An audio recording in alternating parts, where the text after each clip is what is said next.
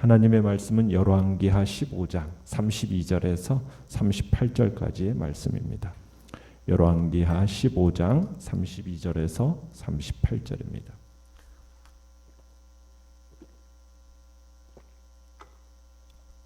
열왕기하 15장 32절에서 38절 우리 한 목소리로 같이 읽겠습니다. 시작. 이스라엘 왕 르말랴의 아들 베가 제2년에 유다 왕 우시아의 아들 요담이 왕이 되니 나이가 25세라. 예루살렘에서 16년간 다스리니라. 그의 어머니의 이름은 여루사라 사독의 딸이더라. 요담이 그의 아버지 우시아의 모든 행위대로 여호와께서 보시기에 정직히 행하였으나 오직 산당을 제거하지 아니하였으므로 백성이 여전히 그 땅의 산당에서 제사를 드리며 분향하였더라. 요담이 여호와의 성전의 윗문을 건축하니라. 요담의 남은 사적과 그가 행한 모든 일은 유다 왕 역대지략에 기록되지 아니하였느냐. 그때에 여호와께서 비로소 아람 왕 르신과 르말랴의 아들 베가를 보내어 유다를 치게 하셨더라. 요담이 그의 조상들과 함께 잠에 그의 조상 다윗성의 조상들과 함께 장사되고 그 아들 아하스가 대신하여 왕이 되니라. 아멘. 오늘 말씀의 제목은 여전히에서 탈피하라 라는 제목으로 말씀을 나눕니다. 북이스라엘 왕 베가가 즉위한 지 2년에 유다의 왕 우시아의 아들 요담이 왕위에 오르게 되죠. 그가 왕위에 오르게 될 때의 나이가 몇 세입니까? 33절에 보면 25세죠. 몇 년 동안 다스렸습니까? 16년 동안 다스립니다.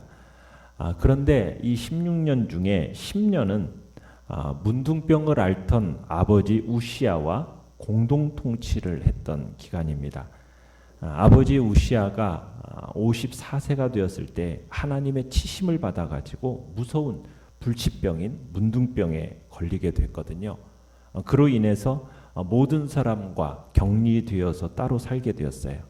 그러면서 이제 요담이 왕으로 등극하면서 우시아가 아직은 죽지 아니한 까닭에 두 사람이 다 같이 왕위에 있었지만 통치의 실권은 누구에게 있었습니까? 아들 요담에게 있어서 그가 자기 아버지를 섭정한 것 같이 되어버린 겁니다.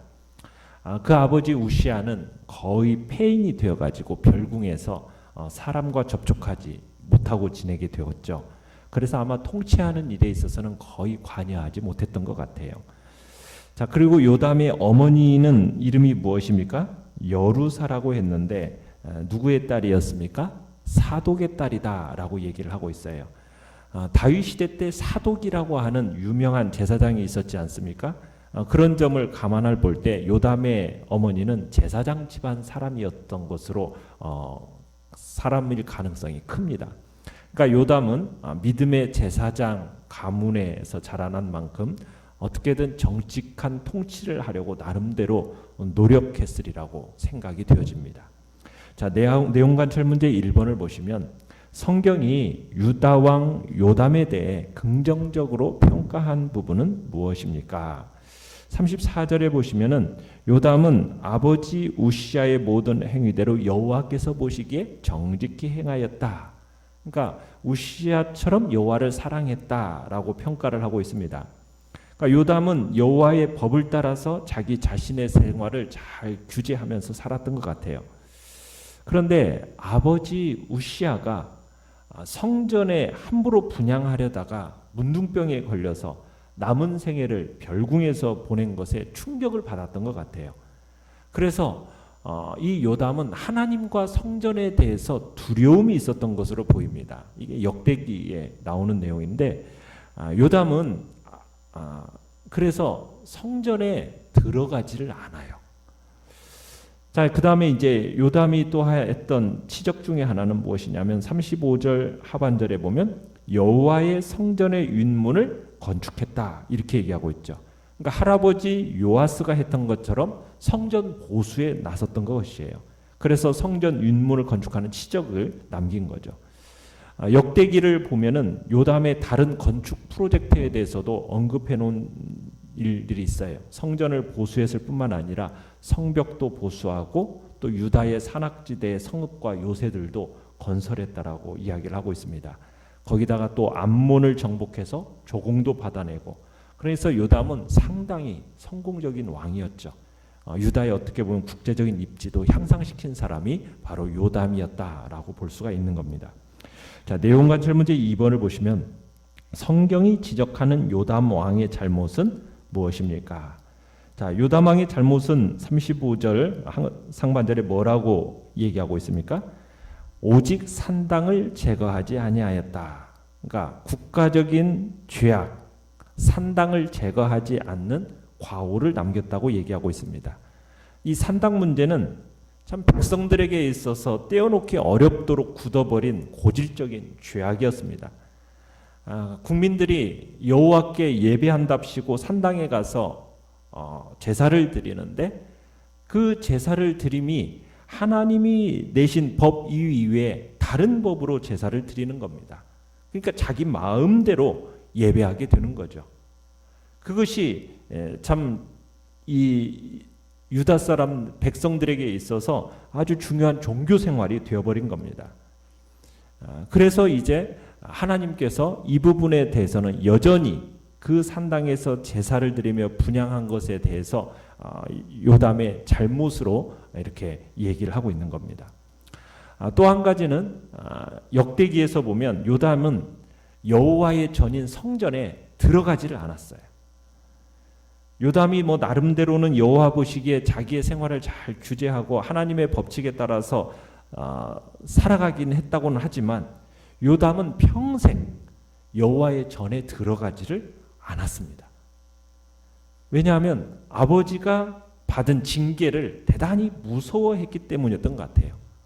그러니까 하나님께서 아버지 우시야를 치심으로 말미암아 결국 문둥병에 걸려서 일생 동안 사람들과 격리된 채 살았어요. 그러니까 아들인 요담은 아버지가 그런 징계를 받고서 성전에서 그 징계를 받은 것으로 인해서 이 여호와의 전인 성전에 들어간 것을 대단히 꺼렸던 것입니다. 그러나 성전에 들어가지 않은 것은 요담은 굉장히 좋은 방식이 아니었어요. 잘못된 거예요. 성전이라는 게 무엇입니까? 하나님의 임재가 있는 처소입니다. 하나님과 교통하기 위해서 이 성전이 존재하는 거거든요. 그러니까 성전에 들어가서 기도한다라는 것은 하나님이 가까이 계시다라는 것을 더욱 생생하게 감각적으로 느끼면서 기도할 수 있는 겁니다. 특별히 왕으로서 자기의 임무를 잘 해나가려고 할 때 자기만 혼자 법을 잘 지키고 자기 혼자 잘 살면 된다 이렇게 생각하면은 잘못이에요. 왕의 위치가 뭐 하는 겁니까? 왕의 과업, 왕의 숙제가 무엇입니까? 자기 혼자만 법을 잘 지키는 것이 중요한 게 아니라 백성들로 하여금 법을 잘 지키도록, 그래서 산당에서 분향을 하거나 사악을 행하지 않도록 백성들을 잘 이끌 책임이 누구에게 있는 겁니까? 왕에게 있는 거거든요. 하나님 앞에 바로 돌아오도록 해야 할 큰 과업과 숙제가 왕의 과업이요 왕의 숙제란 얘기입니다. 자, 그런데 왕이 이런 과업을 잘 수행해야 할 임무를 깨닫지 못하고 자기 혼자만 그냥 깨끗하고 법 잘 지키며 그렇게 살아가면 된다라고 생각한다면 왕으로서의 자격이 의심받을 수밖에 없는 겁니다. 왕의 임무를 모르는 소치인 거죠. 왕과 같은 공인은 당연히 자기가 맡고 있는 국가와 국민에 대한 그런 무거운 책임을 지고 있는 것이거든요. 그것을 감당해내기 위해서는 어떻게 해야 되는 겁니까? 하나님 앞에 때때로 나아가서 호소하고 그분의 은혜를 입어야 되는 거예요. 그러기 위해서 요담은 어떻게 해야 됐던 겁니까? 성전으로 나아가서 하나님의 임재 가운데서 그분의 말씀과 그분의 음성을 듣고 그분에게 나아가 기도를 해야 했던 겁니다. 그런데 요담은 덮어놓고 자기 아버지가 성전에 들어갔다가 치심을 받아서 문둥병으로 참으로 일생 동안 별궁에 거했다라는 것만 생각하고 하나님의 진노하심을 받은 것만 생각하고 평생 성전에 들어가지 않은 것은 그것은 잘못되었다는 거예요. 아버지가 그렇게 된 것이 성전 탓입니까? 아니었거든요. 문제는 뭐가 문제인데요? 자기 아버지의 교만 때문이었거든요. 하나님의 법이 엄연히 있는데 그 법을 무시하고 제사장 대신에 자기가 하나님 앞에 분향하려고 했다가 스스로 높아진 데 문제가 있었던 거예요. 그런 점을 생각할수록 근신하고 두려운 마음으로 하나님 앞에 나아가서 자복하고 빌고 은혜를 구하는 것이 마땅한 것이었는데, 주여, 이런 사람, 이 어린 사람이 왕으로서 어떻게 이 백성을 바르게 이끌고 나아가겠습니까? 이런 마음으로 하나님 앞에 호소해야 됐습니다. 정말 여호와의 백성을 지도할 통치권을 받은 왕답게 겸손하고도 정당한 심정을 가지고 성전에 들어갔어야 된다는 거예요. 그런데 요담은 그렇게 하지 못했어요. 그걸 생각할 때 요담이 법을 잘 지켰다라고 말하고는 있지만 사실 그것은 반쪽뿐인 순종이었다는 얘기죠. 전적으로 순종을 하지 못하고 한쪽만 순종한 것이 요담의 모습이었음을 성경은 우리에게 역대기를 통해서 또한 가르쳐 줍니다. 자, 영과 묵상 문제 3번을 보시면 하나님이 아람과 이스라엘을 일으켜 유다를 공격하게 하신 이유는 무엇일까요? 37절에 보시면 요담이 죽기 전에 북왕국 이스라엘의 베가와 아람의 르신에게 위협을 당하고 있었다라고 기록이 되어지고 있습니다.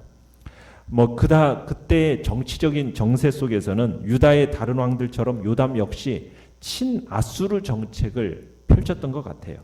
그런 상황 속에서 아수르의 반기를 든 북왕국 이스라엘과 아람이 유다에게 자신들의 연합군에 가입할 것을 요구했던 거죠.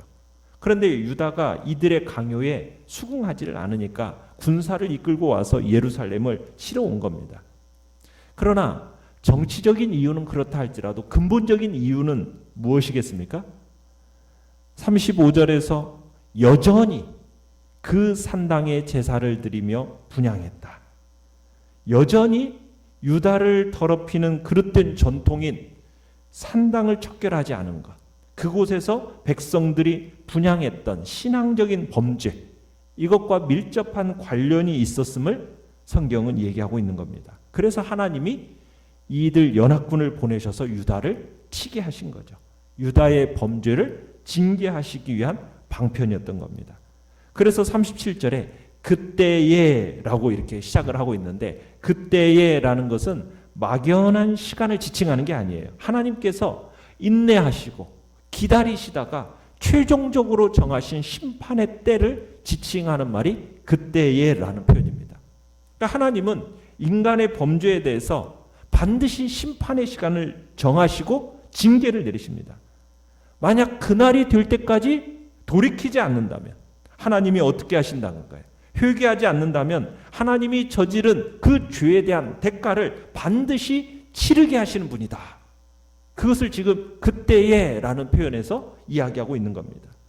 그러니까 하나님은 참으시죠. 인내하시죠. 길이 참으셨던 하나님의 그 엄중한 심판이 드디어 아람과 이스라엘의 연합군의 침공으로 시작되었다. 지금 이렇게 표현하고 있는 겁니다.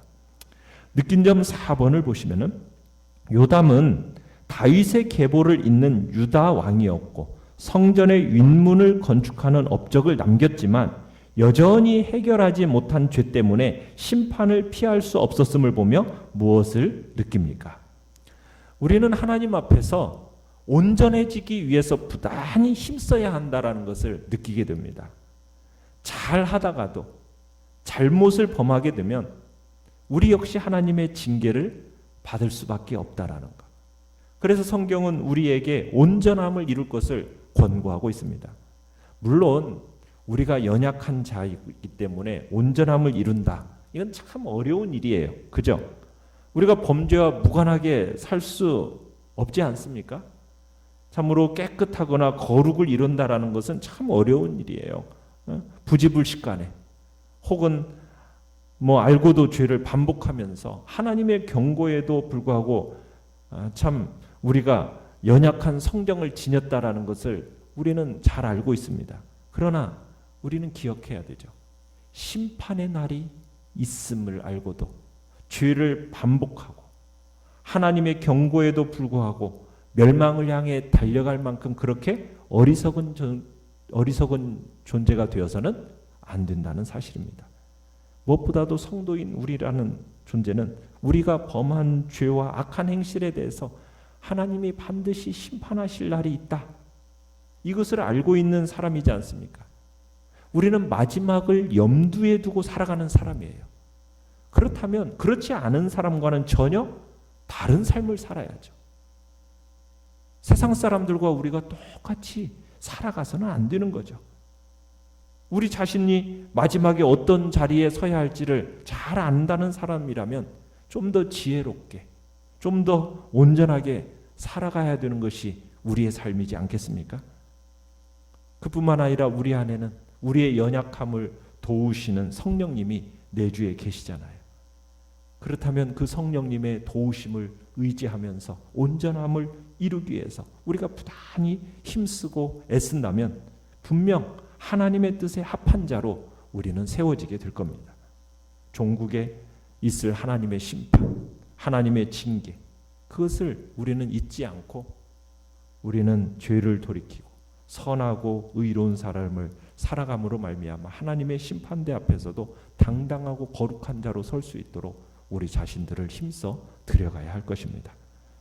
별당과 적용 5번을 보시면 여전히 똑같은 죄를 반복하는 나를 오래도록 참으시다가 비로소 매를 드시는 하나님 아버지의 마음을 생각할 때 내가 결단해야 할 것은 무엇입니까? 주님 앞에서 참으로 똑같은 죄가 혹여나 내 안에서 반복되어진다면 이 시간 철저히 회개하고 주님 앞에서 새로운 결단의 시간이 되시길 바랍니다. 이 나라와 이 민족의 고질적인 죄를 파악해보고 그 죄가 끊어지도록 기도합시다. 오늘의 기도 같이 읽겠습니다. 시작. 제 결점과 이 사회의 고질적인 병폐를 성령의 불로 태우시고 주의 말씀으로 고치소서. 아멘. 말씀을 생각하면서 기도하시고요. 연약한 우리의 지체들을 위해서 기도해 주시며 코로나19 바이러스가 너무 심각하게 또 이 나라와 이 민족을 뒤엎고 있는데 하나님 긍휼히 여겨달라고 자비를 베풀어 달라고 참으로 주님 앞에 함께 예배드릴 수 있는 대면 예배가 허용될 수 있는 그날이 속히 올 수 있도록 주의 은혜와 자비하심을 우리가 부르짖으면서 주여 세 번